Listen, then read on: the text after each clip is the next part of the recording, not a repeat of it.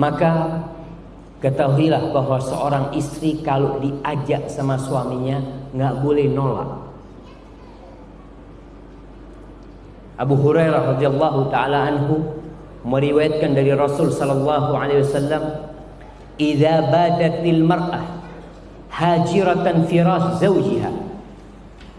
Apabila seorang wanita bermalam meninggalkan ranjang suaminya, la'anathal malaika hatta tusbih. Itu perempuan akan dilaknat sampai pagi. Dalam riwayat Muslim, idza da'a ar-rajul imra'atahu ila firashihi. Kalau seorang lelaki memanggil istrinya ke ranjangnya.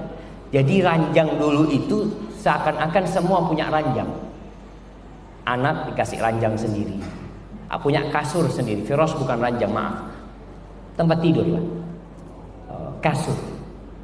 Baik kasur itu dari karpet atau kasur itu dari yang seperti kita lihat sekarang. Kalau diajak, jadi istri punya ranjang, punya tempat tidur. Suami punya tempat tidur. Kok sendiri-sendiri? Iya.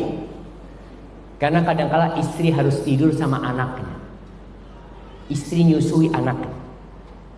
Kadang-kala kalau tidur satu tempat tidur sama suami, menyebabkan ada jarak di antara suami istri.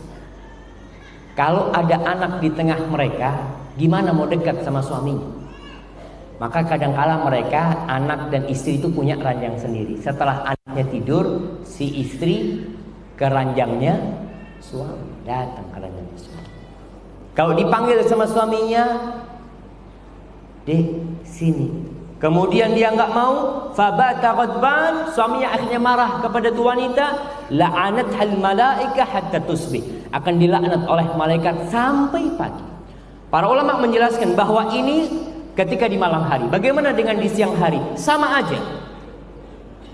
Kalau di siang hari menolak dipanggil sama suaminya, diajak ke ranjang suaminya, dia menolak, maka dilaknat oleh malaikat sampai matahari tenggelam.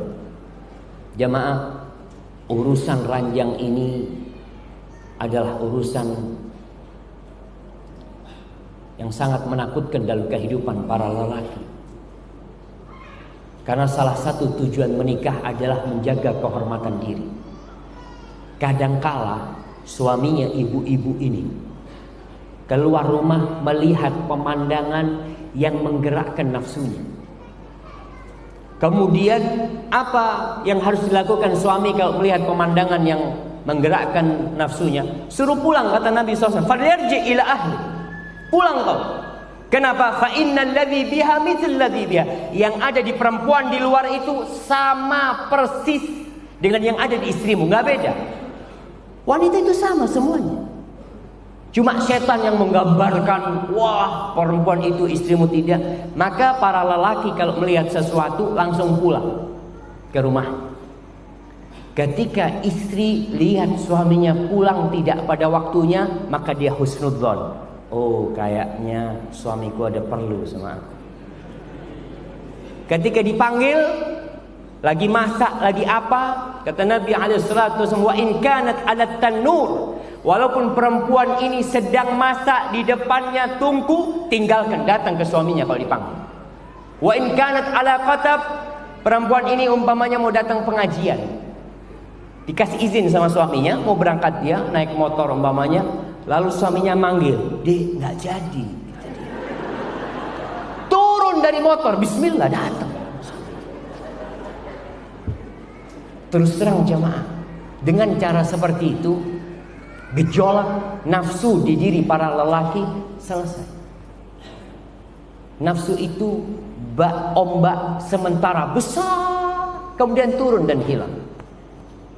Anda pernah cerita di beberapa kajian tentang seorang hakim di Sudan.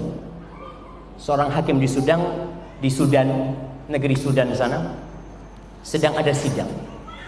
Ternyata yang jadi saksi atau jadi tersangka ini seorang wanita yang cantik sekali. Si hakim ini ngelihat perempuan itu langsung ngomong, "Skors." Sidang di skors 1 jam. Kemana dia pulang ke rumahnya? Betul jemaah, dia pulang ke rumahnya naik mobil, jauh rumahnya. Setelah dia jumpain istrinya, selesai nafsunya, balik ke sidang, datang ke tuh perempuan, datang biasa sudah. Nggak ada lagi nafsu itu. Maka diperintahkan para suami, kalau ada nafsu pulang, jangan ke warung. Laki nafsu berhenti ke warung, berhenti ke kafe, jadi syaitan akhirnya kau. Dan para wanita ketika suaminya pulang, bismillah. Ustaz sudah punya anak, bismillah, mudah-mudahan diberkahi sama Allah SWT. Dan lihat bagaimana haknya suami. Seorang wanita nggak boleh puasa. Puasa buat siapa? Buat Allah. Nggak boleh puasa sunnah kecuali dengan izin suaminya, kalau suaminya ada. Gimana Ustaz kalau diizinkan sama suami, tapi pas zuhur suami ada hajat Ustaz? Lanjut puasa apa taati suaminya? Taati suaminya. Separuh pahalamu akan kau dapatkan insyaallah, dan mungkin sempurna pahala puasa. Kata Nabi SAW, la yahil, tidak halal lil mar'ati an tasum wa zawjuha syahid. Tidak halal bagi seorang wanita untuk berpuasa dalam kondisi suaminya ada di rumah illa biizni, kecuali dengan izin.